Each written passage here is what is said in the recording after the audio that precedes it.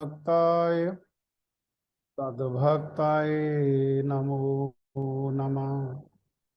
वाञ्छाकल्पतरुभ्यश्च कृपा सिन्धुभ्येव च पतितानां पावनेभ्यो वैष्णवेभ्यो नमो नमः।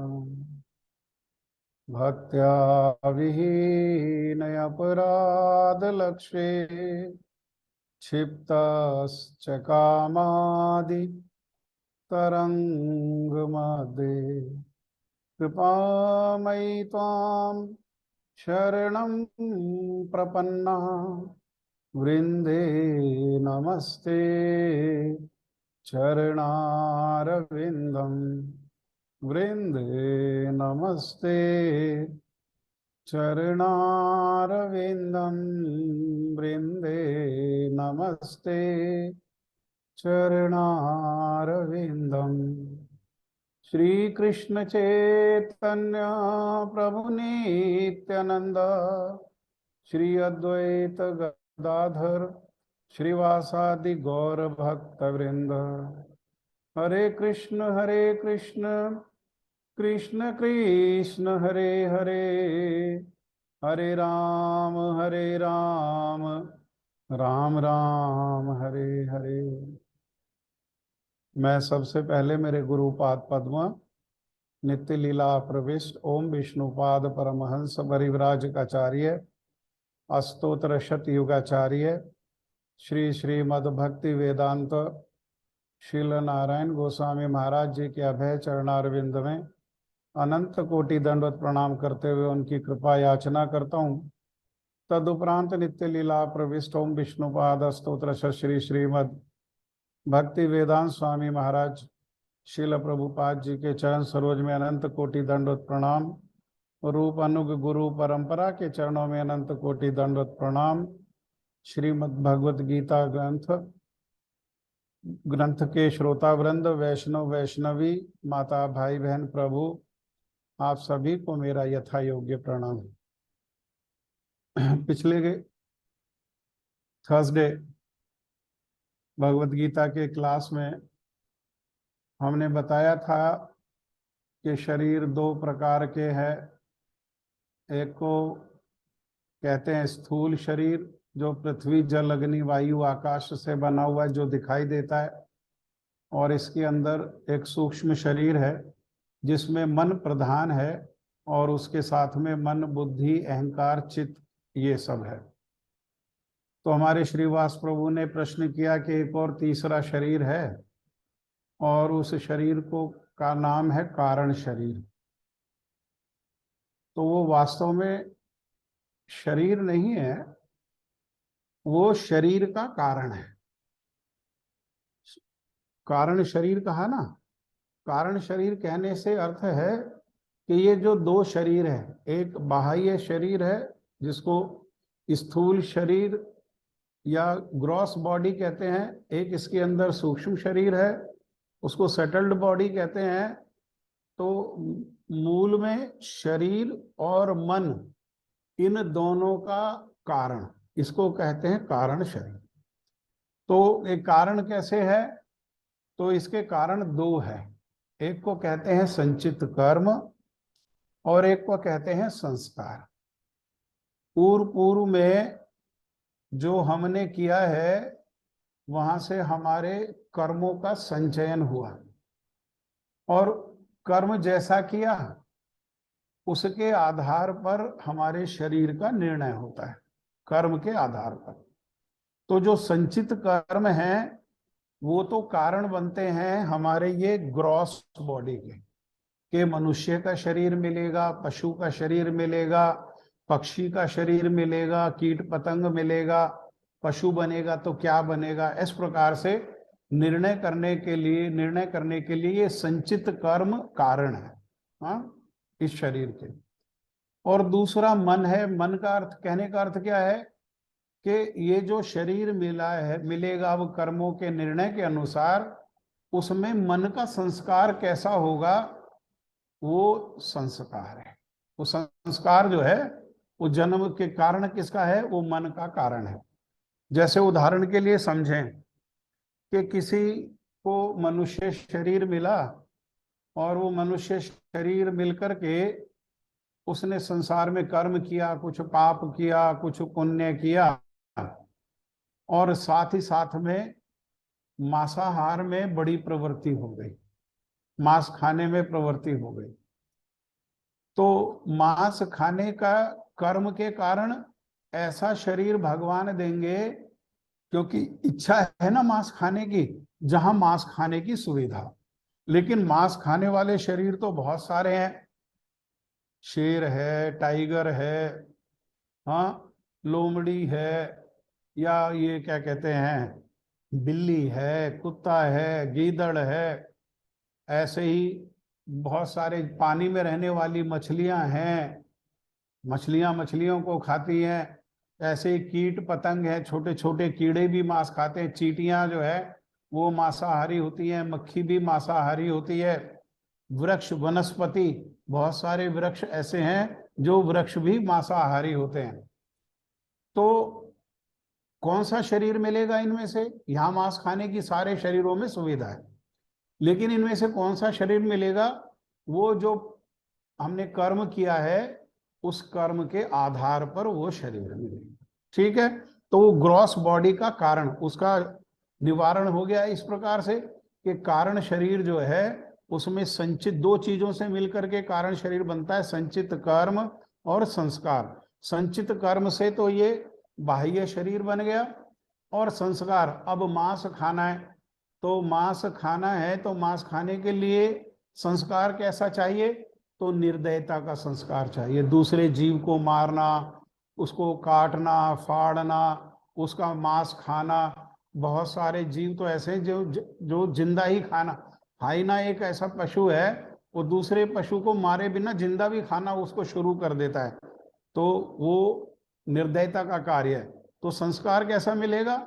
संस्कार निर्दयता का। उस निर्दयता के संस्कार से जो है वो निर्दयी मन का जन्म होगा, हाँ, अर्थात स्थूल शरीर का जन्म होगा, हाँ, वो सूक्ष्म शरीर का जन्म होगा, जिसको सेटल्ड बॉडी कहते हैं। ठीक है, ये है कारण शरीर, हाँ, शरीर का कारण। और शरीर दो प्रकार के हैं, तो दोनों प्रकार के शरीर का कारण, बाहर जो शरीर है इसका कारण है संचित कर्म, और जो सूक्ष्म शरीर है मन आदि को लेकर के उसका कारण है संस्कार। ठीक है, समझ में आ गया? आगे चले तो हम लोग जो है, आप लोग फिर से वापसी पेज नंबर 28 पर लौटें। और 28 में हमने बताया था आपको कि आदि गुरु शंकराचार्य ने श्रीमद् भगवद गीता का महात्म्य को लिखा, और उसमें हमारे जो है 2 श्लोक हो गए थे। तीसरा श्लोक को हम चर्चा कर रहे थे, तो उसमें आदि गुरु शंकराचार्य जी ने, तीसरा श्लोक नहीं, चौथा श्लोक, हाँ, तीसरा श्लोक, हाँ, तीसरे श्लोक में आदि गुरु शंकराचार्य जी ने कहा, मलिने मोचनम पुंसाम जल स्नानम दिने दिने स्कृत गीतामृत स्नानम संसार मलनाशनम। इसमें हमने आपको बताया था कि वेद कहता है कि शरीर की जो सफाई है, शरीर की जो स्वच्छता है वो जल से होती है। वैसे तो ये शरीर में सफाई का स्कोप नहीं है, इसको कितना ही नहलाएं, कितना ही धुलाएं, कितना ही परफ्यूम लगाएं, कुछ समय के बाद फिर से इसमें बदबू आने लगती है। सब जगह से, मुख से भी बदबू आने लगती है, शरीर के और अंगों से भी बदबू आने लगती है। परंतु उसको भी, जो बदबू आ रही है उसको भी अगर हमको स्वच्छ करना है शरीर को, तो उसको कैसा है, जल को आश्रय करना पड़ेगा, जल से, है। जैसा आजकल खा करके और बाहर से वो पेपर मिलता है, टिश्यू पेपर, उससे हाथ पोंछ लेते हैं, मुंह पोंछ लेते हैं, तो वो शरीर शुद्ध नहीं हुआ। वो शरीर जो है कैसा है, वो अशुद्ध है। तो कह रहे हैं मनुष्य जल में स्नान करके हमेशा ही अपने आप को स्वच्छ कर सकता है, लेकिन यदि कोई भगवत गीता रूपी पवित्र गंगा जल में, हाँ, एक बार भी स्नान कर लेता है, तो उसका जो भव सागर है, भव सागर का अर्थ क्या है कि बार बार जन्म, बार बार मृत्यु, और उसके बीच में बुढ़ापा, बीमारी, आदि दैविक, आदि भौतिक, आध्यात्मिक कलेश, ये सब जो है ये भव सागर है। हाँ, तो इसकी जो मलिनता है, अर्थात ये ब्रेक हो जाता है, ये कॉन्टिन्यूटी जो है ब्रेक होकर के क्या हो जाता है, जो भगवत गीता को एक बार भी श्रद्धा से अध्ययन कर लेता है, वो भगवत गीता के जो वक्ता है भगवान श्री कृष्ण, उनके चरणों में पहुंच जाता है, उसको कहते हैं मुक्त। उसकी मुक्ति की अवस्था हो जाती है। मुक्ति की अवस्था क्या है? मुक्ति की अवस्था है कि जो हमारा मूल स्वरूप है, मूल स्वरूप हमारा है, हम स्वरूपता भगवान के सेवक हैं। तो भगवान के सेवक में प्रतिष्ठित हो जाना, ये मुक्ति है। हाँ, वो अपने आप को जान करके कि मैं भगवान का नित्य सनातन दास हूं, उनका सेवक हूं, वो मेरे प्रभु हैं, वे मेरे इष्ट हैं, और वे मेरे पालन करने वाले हैं, वे मेरी रक्षा करने वाले। मेरा काम क्या? मेरा काम एकमात्र उनकी सेवा करना है। इसी को मुक्ति कहते हैं। ठीक है, वो कहीं भी रह सकता है, यहां भी रहते हुए मुक्त है, नरक में रहते हुए भी मुक्त है, कहीं भी रहते हुए वो मुक्त है, भगवान के संग में रहते हुए तो मुक्त है ही। ठीक है, आगे चौथा श्लोक में कहा, गीता सुगीता कर्तव्य किम अन्ये शास्त्र विस्तरे, या स्वयं पद्मनाभस्य मुख पद्मादुनी स्मृता। भगवान का यहाँ एक नाम लिया गया, उनका एक नाम है पद्मनाभ। पद्म मने कमल, कमल का पर्याय को पद्म कहते हैं, नाभ मने नाभि। उनका एक एक अंग जो है वो इतना सुंदर है, इतना सुंदर है कि हमारे पास तो वो शब्दकोश ही नहीं है कि उनकी सुंदरता का वर्णन कर सकें। उनके किसी एक अंग की सुंदरता का भी वर्णन किया जा सके, ऐसा ना तो किसी के पास बुद्धि है, ना तो किसी के पास ज्ञान है, ना तो कोई शब्दकोश है, हाँ, ना तो कोई व्याकरण है। यहाँ संसार में कुछ नहीं है। क्यों? क्योंकि वो दिव्य है, और संसार में सब चीज जड़ है।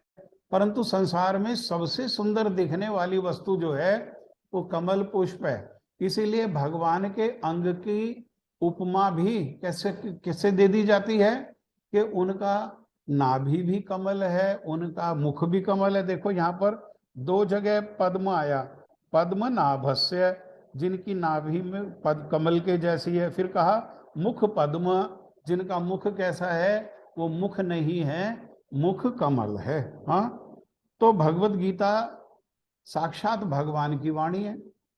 हाँ, एक बात यहां पर और श्रील गुरुदेव समझाते थे कि हमको दो चीजें स्वीकार करनी पड़ेंगी अगर भगवत गीता को हमें जानना है, तो दो चीजों को मानना पड़ेगा। एक कि भगवान श्री कृष्ण परम परात्पर परतत्व भगवान है, वे सबके भगवान हैं, वे सबके स्वामी हैं। ये भगवान के रूप में हमको स्वीकार करना पड़ेगा, भगवान श्री कृष्ण के रूप में।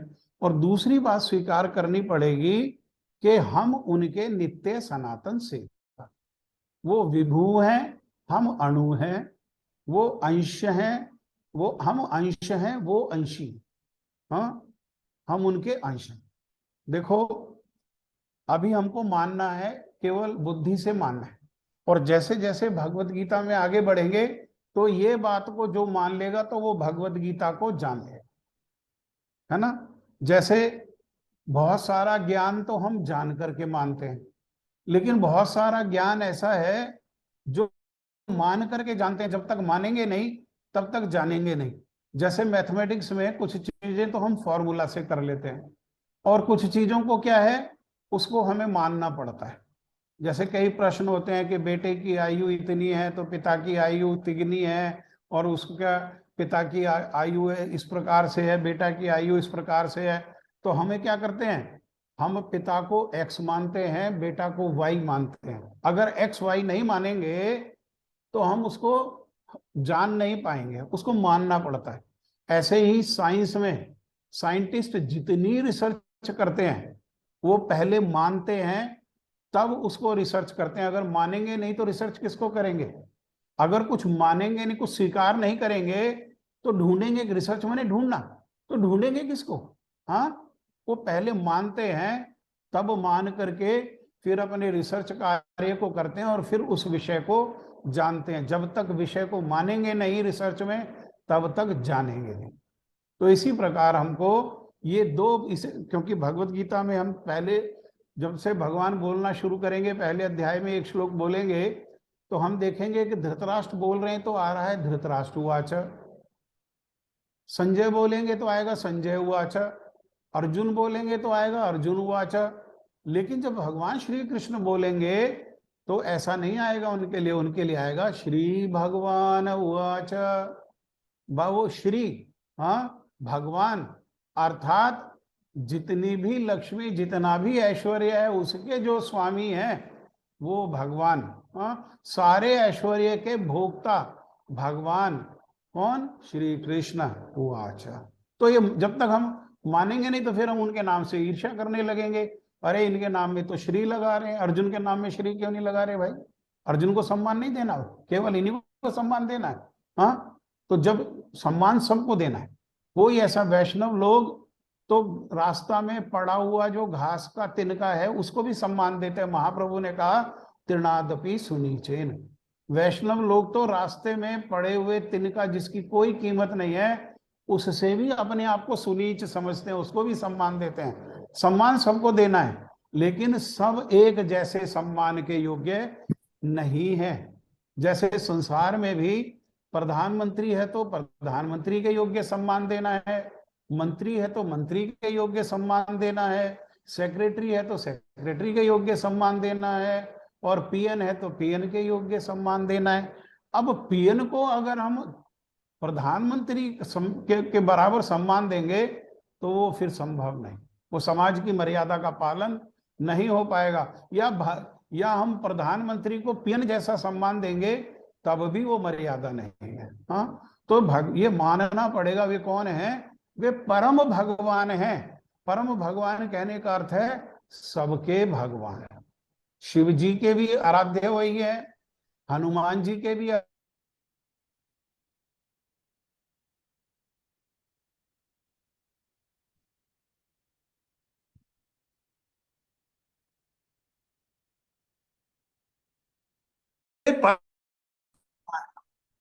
परम भगवान कहने का अर्थ है कि भगवान स्वयं भगवत गीता में आगे जाकर के बताएंगे कि मत्ता पर धर्म नान्यत किंचित अस्ति धनंजय। हे धनंजय, हे अर्जुन, मेरे से श्रेष्ठ होना तो दूर, कोई मेरे बराबर भी नहीं है, सब उनके अधीन है। हाँ, ईश्वर एकला कृष्ण, ईश्वर एकमात्र कृष्ण है, बाकी सब उनके सेवक है, बाकी सब उनका अंश है। हाँ, वो अंशी है। हाँ, वो प्रभु है, वो सभी के प्रभु हैं, सबके। ठीक है, तो यहां कह रहे हैं कि भगवत गीता जो है वो भगवान के मुख से निकली है।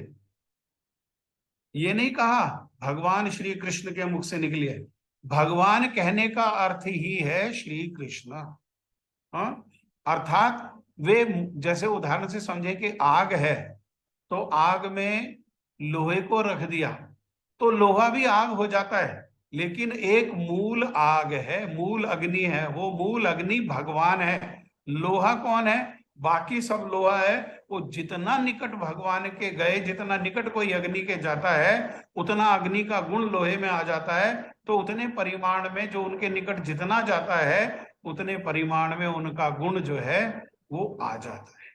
इस प्रकार से भेद है। भगवान कहने का अर्थ है, जब भगवान कहा तो भगवान श्री कृष्ण, और साथ ही भगवान के भक्त उसी में, और भगवान कहने पर गुरु उसी में।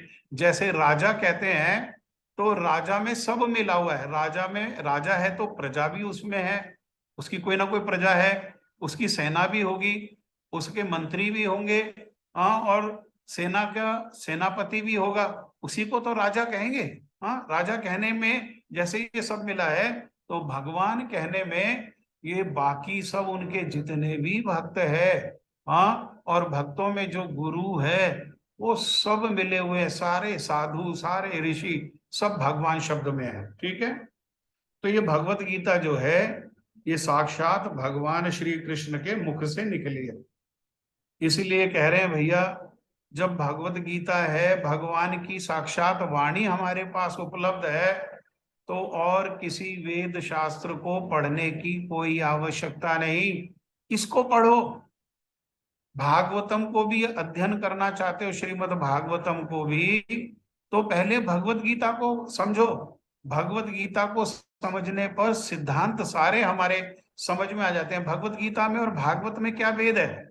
भगवत गीता में ये बताया गया है कि ऐसा करना चाहिए, ऐसा खाना चाहिए, ऐसा रहना चाहिए, संसार इस प्रकार से है, परिवार इस प्रकार से है, साधु इस प्रकार से है।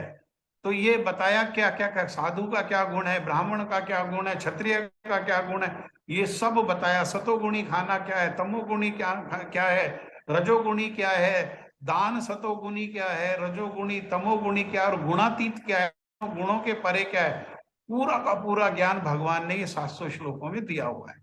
लेकिन वो ज्ञान है, ज्ञान को फिर विज्ञान जरूर करना है। विज्ञान नहीं करेंगे तब तक उसको पूर्ण तरह नहीं समझेंगे। तो श्रीमद् भगवत गीता ज्ञान है, और श्रीमद् भागवतम क्या है, उसी ज्ञान का विज्ञान है। उसमें भक्तों ने उस प्रकार से करके दिखाया है जो भगवान कहते यहाँ पर आदेश देंगे भगवत गीता में, तो उसको करके कैसे दिखाएंगे?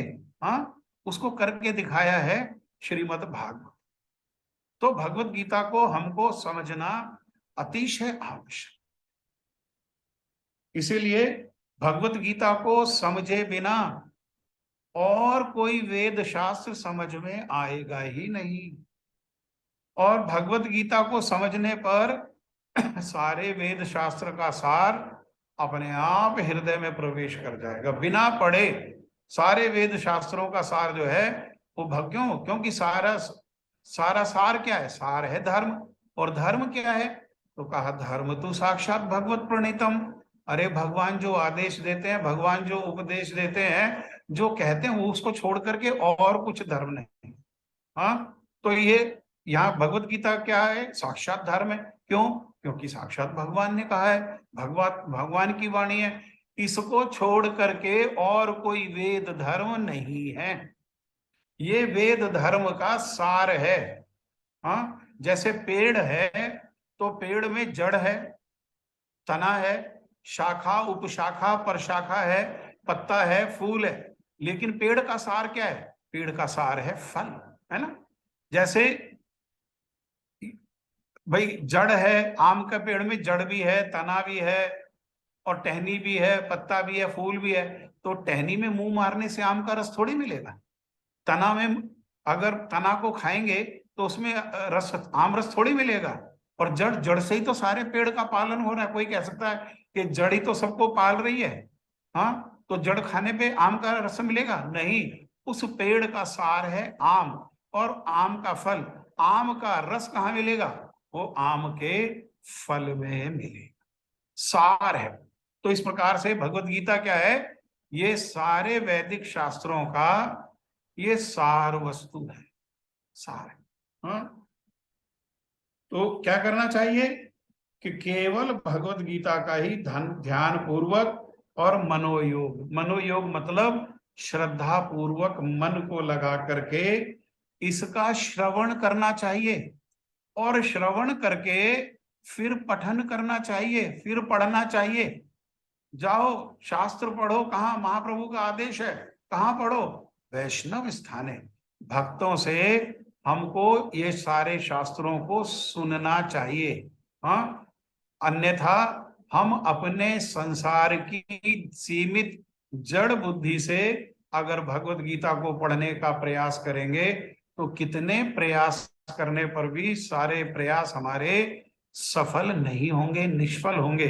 सफल कब होगा? सफल होगा एकमात्र जब भक्तों के संग में हम ये श्रीमद् भगवत गीता में भगवान ने जो कहा है और उनके कहने का जो टोन है उसको जब हम भक्तों के द्वारा ग्रहण करेंगे तब हम भगवत गीता को ग्रहण कर पाएंगे। और वर्तमान युग में लोग जो है वो संसारिक कार्यों में लगे हुए हैं बेचारे। सुबह सुबह मजबूरी है, सुबह सुबह जैसे तैसे उठ करके, है ना, जैसे तैसे ब्रेकफास्ट करके अपने संसार के कार्यों में भागते हैं। सारा दिन संसार के कार्य करते रहते हैं। कोई व्यापार करता है, कोई नौकरी करता है, कोई पढ़ाई करता है, कोई कुछ कार्य करता है, कोई कुछ कार्य करता है, और रात को थके हारे होकर के लौटते हैं। और अक्सर लौट करके केवल शरीर में इतनी शक्ति रह जाती है तो खा करके सो सकते हैं। तो वैदिक शास्त्र कहाँ पढ़ेंगे, वेद कहाँ पढ़ेंगे, कौन वेद को समझेगा? ना तो समय, हाँ, मन में चंचलता, संसार के कार्य में लगे रहने के कारण मन में चंचलता, वो ज्ञान नहीं, ना भाषा का ज्ञान, ना शब्दकोश, ना, हाँ, तो कहाँ से पढ़ेंगे? इसीलिए क्या करें, सहज सरल रूप में केवल एक जो भगवत गीता है ये पर्याप्त है सारे वेद शास्त्र को जानने के। हाँ, क्यों? क्योंकि ये सारे वैदिक ग्रंथों का सार है। और इसका प्रवचन किसने किया है? इसका प्रवचन स्वयं भगवान श्री कृष्ण ने किया है। ठीक है, यहां तक समझ में आ गया? अभी जितना आपको बताया उसमें किसी का कोई प्रश्न है? हाँ, 10 सेकंड में प्रश्न पूछो, नहीं तो फिर अगला श्लोक पे चलेंगे।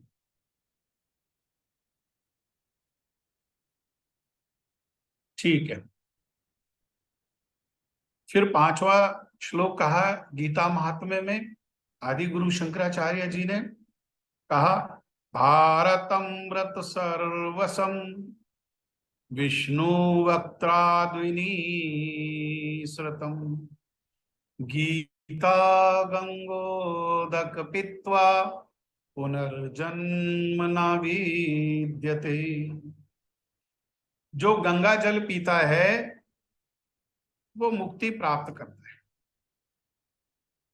गंगा जल की भाई ऐसी महिमा क्या है? वो महिमा और नदी के जल में क्यों नहीं है? गंगा जी में ही क्यों है? क्योंकि गंगा जल भगवान का चरणामृत है। इसको पिए तो मुक्ति हो ही जाती है। कोई इसमें श्रद्धा से स्नान करे तब भी मुक्त हो जाता है। और मान लो किसी की सारी उम्र गंगा जी में श्रद्धा नहीं हुई, ना गंगा जल को पान किया, आचमन किया, ना गंगा जी को प्रणाम किया, ना गंगा जी में स्नान किया, और पाप करते रहे, संसार के कार्यों में लगे रहे, और संसार के कार्यों में लगे रह करके अंततः शरीर छूट गया। और शरीर को ले जा करके जो घर के लोग हैं, जो संबंधी लोग हैं, भाई है, पिता है, मित्र है, आदि जो मित्र हैं, उन्होंने ले जाके शरीर को संस्कार कर दिया, जला दिया। परंतु जलाने पे पूरा शरीर नहीं जला, कोई छोटा मोटा हड्डी का टुकड़ा कोई बच गया।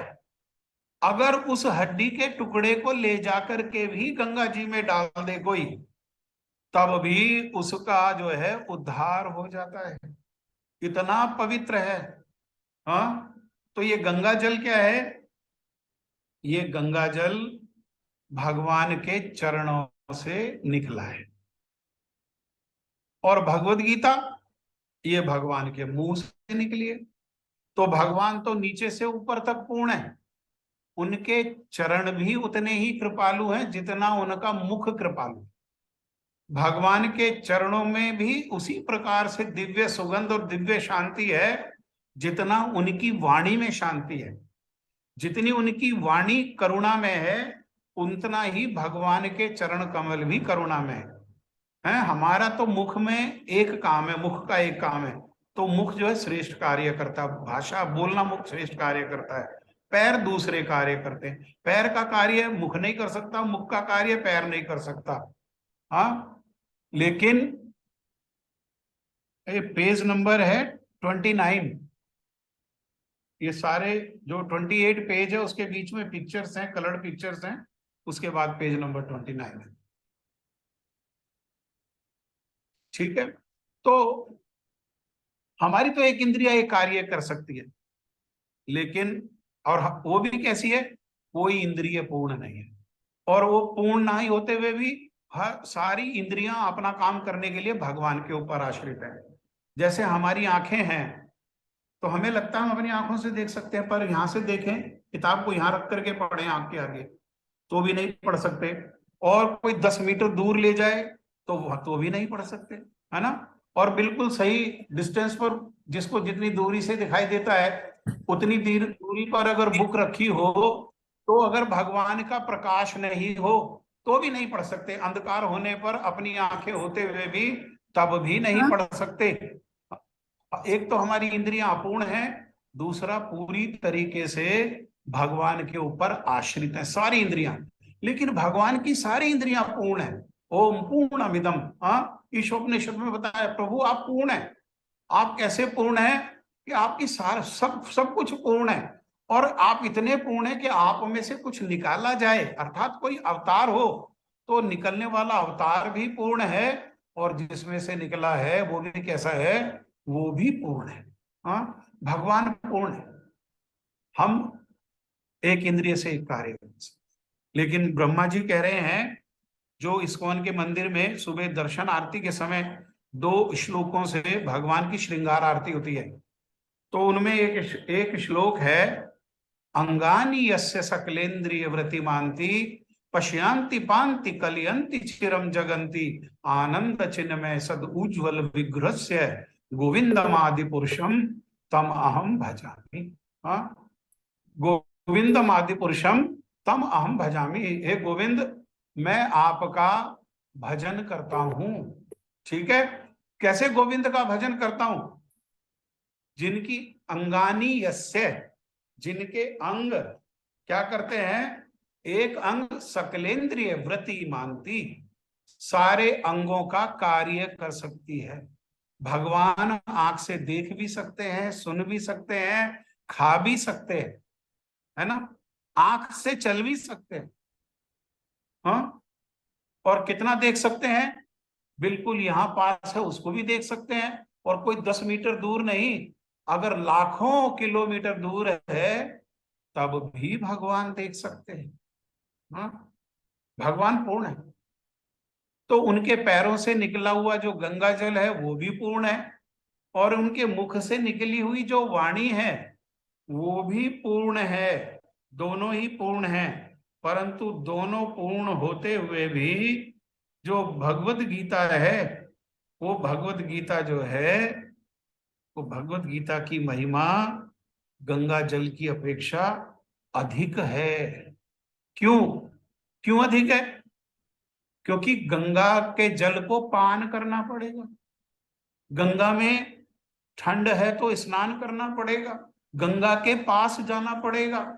और भगवत गीता, भगवत गीता की वाणी का तो एक श्लोक, 700 श्लोक नहीं सुना किसी ने श्रद्धा से, एक श्लोक सुना, एक श्लोक नहीं सुना, आधा श्लोक सुना, और आधा श्लोक का भी आचरण हो गया, तो भगवत गीता की जो है पूर्ण कृपा, गीता गंगोदक पित्वा, गीता रूपी गंगा जल पीने के बाद पुनर्जन्म ना विद्यते, दोबारा जन्म नहीं होगा। क्यों, क्योंकि वो भगवान को प्राप्त कर लेगा, भगवान को प्राप्त कर लेगा। लेकिन श्रद्धा पूर्वक मन और कान से श्रवण करेगा, और श्रद्धा पूर्वक ग्रहण करके उसमें कुछ आचरण करने का प्रयास करेगा, तो थोड़ा भी आचरण करने पर वो धीरे धीरे अभ्यास करते करते करते करते, वो जैसे पानी होता है ना, थोड़ा सा होल हो जाए कहीं पर, तो वो पानी उस होल को अपने आप बड़ा कर लेता है, अपने आप स्थान बना लेता है। ऐसे ही ये जो भगवान की कृपा है, थोड़ा सा ग्रहण करने के हम योग्यता को रखें, वो कृपा अपने आप बढ़ जाती है। श्रील रूप गोस्वामी पाद जी को श्रीमन चैतन्य महाप्रभु ने उस प्रेम सिंधु के एक बिंदु को रस चटाया उनको, कहा, प्रयाग में। 1 महीना उनको सुनाया, और 1 महीना में वो जो भक्ति रसामृत सिंधु है, भक्ति रस का जो समुद्र है, उसका एक बूंद, 1 ड्रॉप, हाँ 1 ड्रॉप ऑफ सी, वो केवल बताया, और उनके हृदय में वही एक जो बिंदु है वो क्या हो गया, वो भक्ति रसामृत सिंधु, वही सिंधु हो गया। वो एक बिंदु विस्तार करते हुए वो समुद्र के जैसे उसने विस्तार कर लिया। अगला श्लोक बहुत महत्वपूर्ण है, बहुत सुंदर श्लोक है। आदि गुरु शंकराचार्य जी ने बहुत कृपा की हम लोगों के ऊपर, ये श्लोक को रचना किया। उन्होंने कहा, सर्व उपनिषदो गावो दोग्धा गोपाल नंदना। सब क्लियर हो जाएगा इस श्लोक से, ध्यान से प्रेम से सुनो इसको। पार्थो वत्स सुधीर भोक्ता दुग्धम गीतामृतम महा, सर्व उपनिषदो गावो। ये सारे उपनिषद क्या है? सारे उपनिषद मिलकर के एक गाय है। और गाय है तो बुद्धिमान लोग क्या करेंगे? अरे उसका दूध निकालेंगे। तो दूध कौन निकाल रहे? ये सारे उपनिषदों का मंथन कौन कर रहा है? मंथन करके दूध दूध कौन निकाल रहा है? क्योंकि गाय तो गोबर भी प्रदान करती है, गाय तो मूत्र भी प्रदान करती है, लेकिन दूध जो अमृत है, गाय का दूध कैसा है? वो अमृत है। आगे सुनेंगे हम। वो अमृत को कौन निकाल रहा है? वो गाय का दोहन कौन कर रहा है? तो दोगदा, दोगदा मैंने जो दूध निकालने वाला है वो कौन है? गोपाल नंदना। वो गोपाल नंदन है, गो पालने वाले। यहाँ गोपाल का अर्थ क्या है? नंद बाबा। गोपाल कृष्ण भी कहते हैं, मतलब जो गाय का पालन करने वाले हैं।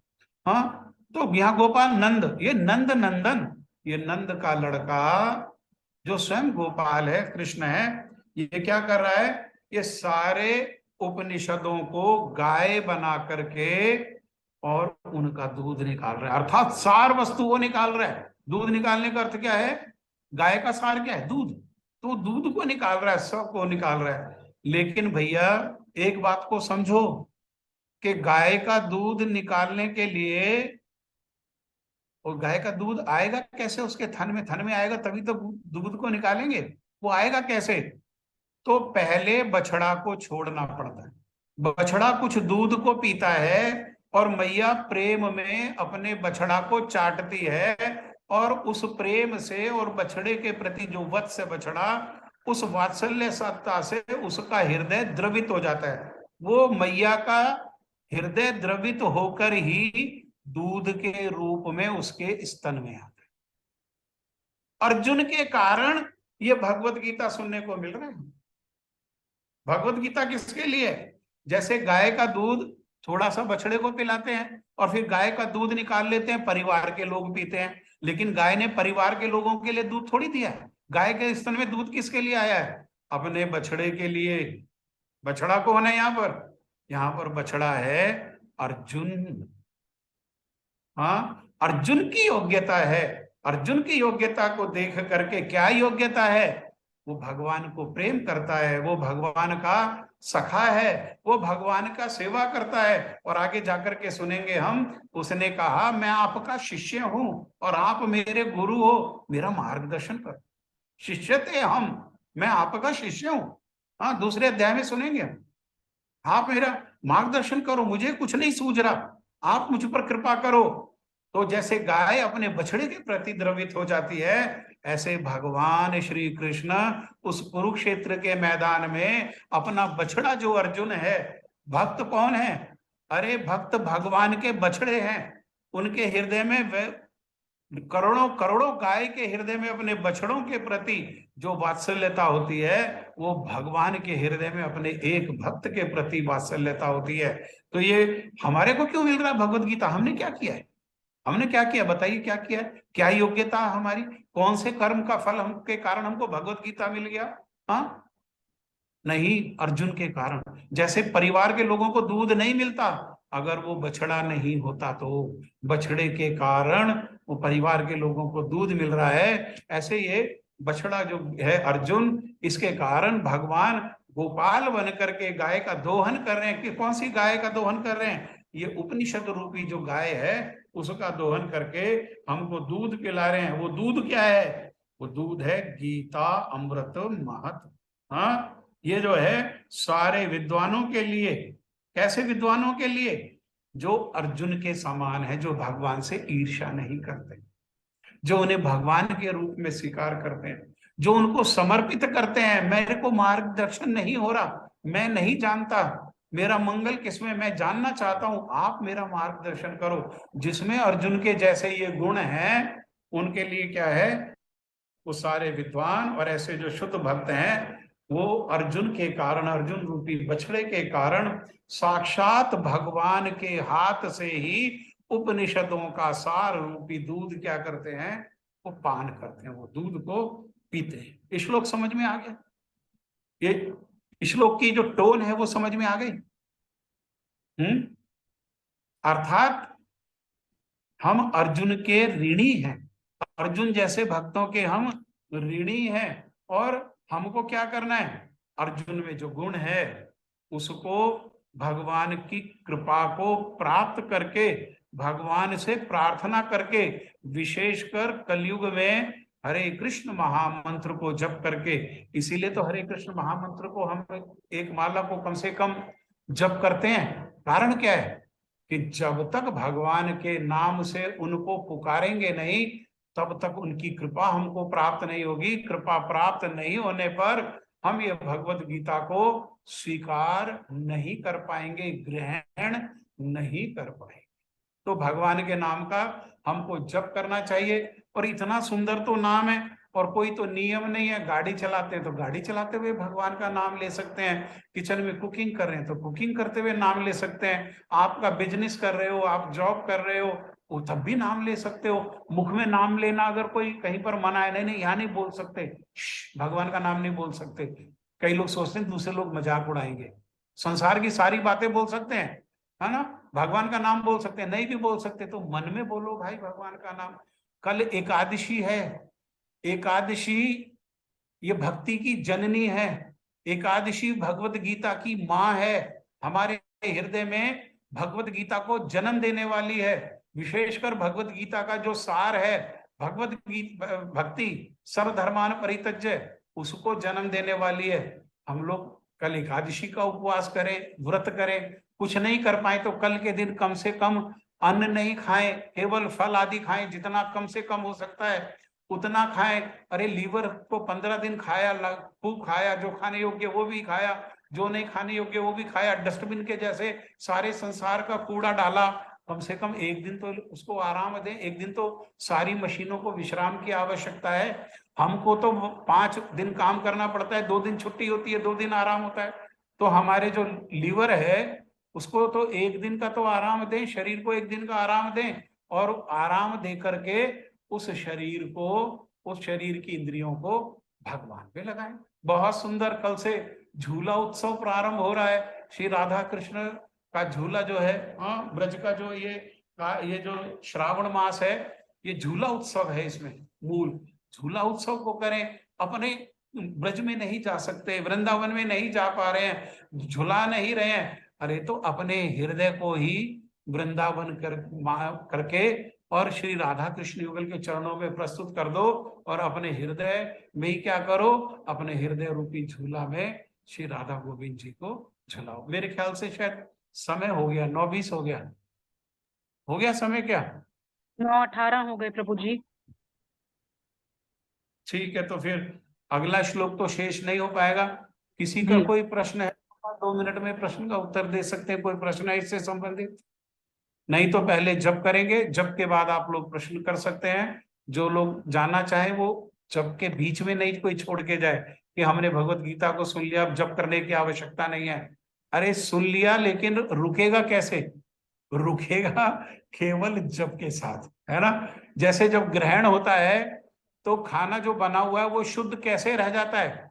जिसमें तुलसी पत्ता होता है वो खाना शुद्ध रह जाता है ग्रहण के बाद भी। ऐसे ही कि वो खाना बच जाता है, वो खाना उपयोग के योग्य होता है, बाकी सब फेंकना पड़ता है। ऐसे ही भगवत गीता को समझेंगे तो ये नाम जप के साथ बीच में आपको नहीं छोड़ना। नाम जप करने के बाद अगर आपको कोई कार्य है, जरूरी कार्य है, तो आप छोड़िए, नाम जप करेंगे। ठीक है, किसकी बारी है? आप नाम जप करें।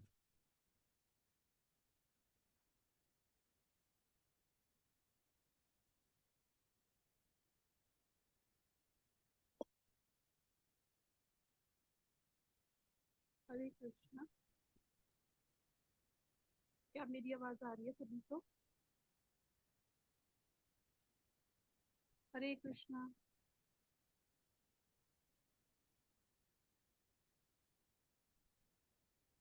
बोलिए बोलिए, जब करिए, शुरू करिए, बोलिए। नाम संकीर्तन।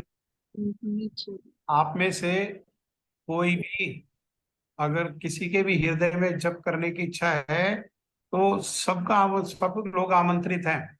बस ये है कि जो लोग नए हैं, जो जप का अभ्यास नहीं कर रहे, मेरी उनसे प्रार्थना है हाथ जोड़ करके वो जप का अभ्यास करें और बोल बोल करके मंत्र को बोलें और जो बोल रहे हैं उसको सुने। ऐसा तो नहीं मंत्र में कोई शब्द हम छोड़ रहे हैं, जल्दी भाग रहे हैं, तेजी से भाग रहे हैं। और मंत्र को साफ साफ बोलें, हरे कृष्ण, कृष्णा नहीं। कई लोग बोलते हैं हरे कृष्णा, नहीं, हरे कृष्ण, हरे कृष्ण। कृष्ण मने भगवान, कृष्णा मने उनकी बहन द्रौपदी, उनकी सखी द्रौपदी। तो द्रौपदी का जो भजन करना चाहते हैं वो कृष्णा कहें और जो भगवान को भजन करना चाहते हैं वो कृष्ण कहें। हरे कृष्ण, हरे कृष्ण, कृष्ण कृष्ण, हरे हरे, हरे राम, रामो रामा, ये सब नहीं, राम, हरे राम, हरे राम, राम राम, हरे हरे।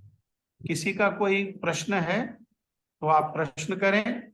और जो लोग जप करना चाहते हैं, अगली बारी भी जप करना चाहते हैं तो एक ही भक्त जप कर पाएंगे, लेकिन आपका नाम हमारे शशांक प्रभु को दे दो या हमारे जो सारे सेवा ये कर रहे हैं आप मुख्य रूप से, तो माधव प्रिया दासी हैं, इनको, जिनको आप मोनिका कक्कड़ के नाम से जानते हो, इनको दे दो। ये अगर ज्यादा लोग होंगे तो फिर ये टर्न, एक एक को टर्न दे देंगे। इसी प्रकार से कीर्तन की व्यवस्था है। लेकिन कीर्तन करने वालों से मेरी प्रार्थना है कि आप 8:19 पर कनेक्ट कर लो, 8:20 पर सही कीर्तन प्रारंभ कर दो, नहीं तो समय तो सीमित है। उसी समय में से फिर वो उतनी कथा कम हो जाएगी। समय पर कीर्तन कर दो। 5 मिनट का गुरुजी का कीर्तन, 5 मिनट का दूसरा